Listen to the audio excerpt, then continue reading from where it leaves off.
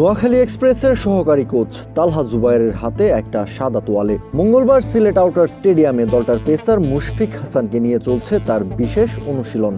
শুরুতে ইনস্ট্রাকশনস দিয়েছেন মুশফিককে, এরপর হাতে তুলে দিয়েছেন তোয়ালেটা। সাদা তোয়ালে হাতেই কোচের দেয়া নির্দেশ মতো বোলিং শ্যাডো শুরু করেছেন মুশফিক। তোয়ালে হাতে এমন অনুশীলনের ফায়দাটা আসলে কি? কেনই বা মুশফিকের জন্য এই বিশেষ পন্থায় হাঁটছেন কোচ? বেশ কিছু কারণ অবশ্যই আছে, যার মধ্যে এই 4টা কারণ সবচাইতে উপযুক্ত। নাম্বার 1, অ্যাকশন ঠিক রাখা। তোয়ালে হাতে নিয়ে বোলিং অ্যাকশনের ফলে হাত ঘোরানো আর ফলো থ্রুটা বারবার প্র্যাকটিস করা যায়। এতে অ্যাকশন আরও স্মুথ এবং কনসিস্টেন্ট হয়। নাম্বার 2, কাঁধ ও হাতের শক্তি বাড়ে।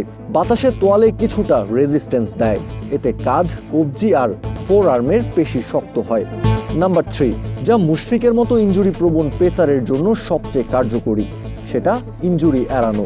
অনুশীলন নেট বা ম্যাচের বাইরে বল না ছুঁড়ে শুধু মুভমেন্ট প্র্যাকটিস করা যায়, তাই কোনোই কাঁধে অতিরিক্ত স্ট্রেস পড়ে না, ফলে ইনজুরিতে পড়ার সম্ভাবনা কমে আসে। নাম্বার 4, সুইং ও কবজির অনুভূতি। তোয়ালে বাতাসে কেমন ভাসছে তা দেখে বোঝা যায় কবজির পজিশন ঠিক আছে কিনা, যা সুইং বোলিংয়ের জন্য অত্যন্ত গুরুত্বপূর্ণ। তোয়ালে হাতে এই বিশেষ অনুশীলনের পর তালহা জুবায়ের মুশফিকের হাতে তুলে দেন ফ্ল্যাট একটা বল। বিশেষ এই বল সাধারণ ক্রিকেট বলের মতো না, সিম বাদে বলের দুই পাশে কিছুই নাই বললেই চলে, একেবারেই চ্যাপ্টা যাকে বলে। এই বলেরও ব্যাপক কার্যকারিতা আছে। প্রথমত শেখা যায় কবজির পজিশন ঠিক রাখা। চ্যাপ্টা বল ঠিক মতো রিলিজ করতে হলে কবজি একেবারেই সোজা রাখতে হয়। কবজি একটুও বাঁকা হলে বল ঠিকভাবে পিচ করবে না। এই প্র্যাকটিস পেসারদের রিস্ট পজিশন ঠিক করতে ব্যাপক সাহায্য করে।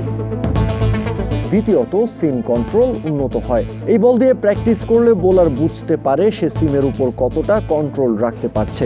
সিম ঠিকভাবে না এলে বলের গতি এবং দিক ঠিক থাকে না। তৃতীয়ত, সুইং এবং রিলিজের ফিল বোঝা। ফ্ল্যাট বল বাতাসে খুব স্পষ্টভাবে রিয়্যাক্ট করে, এতে বোলার সহজেই বুঝতে পারে সে আউটসুইং অথবা ইনসুইংয়ের জন্য ঠিক রিলিজটা দিচ্ছে কিনা। সবশেষে কনসিস্টেন্সি বাড়ানো। বারবার একইভাবে বল ছাড়ার অভ্যাস হয় সাধারণত ক্রিকেট বলের চেয়েও এই বলে ভুল হলে সহজেই ধরা পড়ে, তাই দ্রুতই টেকনিক ঠিক করা যায়।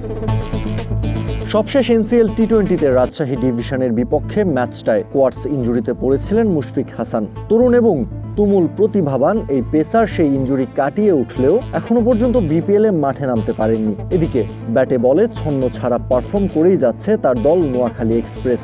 হেরেছে নিজেদের খেলা প্রথম 4 ম্যাচের 4টাতেই। অবস্থান করছে পয়েন্টস টেবিলের একেবারেই তলানিতে।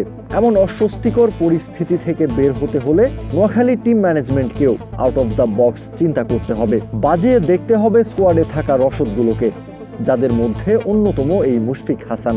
স্বীকৃত টি-20তে এখন পর্যন্ত 13 ম্যাচ খেলে 19টা উইকেট শিকার করেছেন মুশফিক, যার মধ্যে বিপিএল এই 2 সিজন মিলিয়ে মোট 9 ম্যাচ খেলে 15 উইকেট পেয়েছেন এই পেসার। গত বছর বিপিএলে এই তালহা জুবায়েরের অধীনেই খুলনা টাইটান্সের হয়ে মাত্র 4 ম্যাচে প্রায় 10 ওভার বোলিং করে 8 উইকেট শিকার করেছিলেন মুশফিক। সেবার মুশফিকের স্ট্রাইক রেটটাও ছিল বেশ ইমপ্রেসিভ। প্রতি 7.3 বলে একটা করে উইকেট তুলেছেন এই পেসার। এর আগের সিজনে কুমিল্লা ভিক্টোরিয়ান্সের হয়ে 5 ম্যাচে 7 উইকেট শিকার করেছিলেন তিনি। নোয়াখালী এক্সপ্রেসের এমন বাজে দশায় মুশফিক হাসান বল হাতে হতে পারেন তালহা জুবায়েরের তুরুপের তাস। কে জানে যে অধরা জয়ের পেছনে ছুটছে এক্সপ্রেসরা, সেটা হয়তো আসতে পারে এই মুশফিকের হাত ধরেই। কাউসার শান্ত, ক্রিক ফ্রেঞ্জি।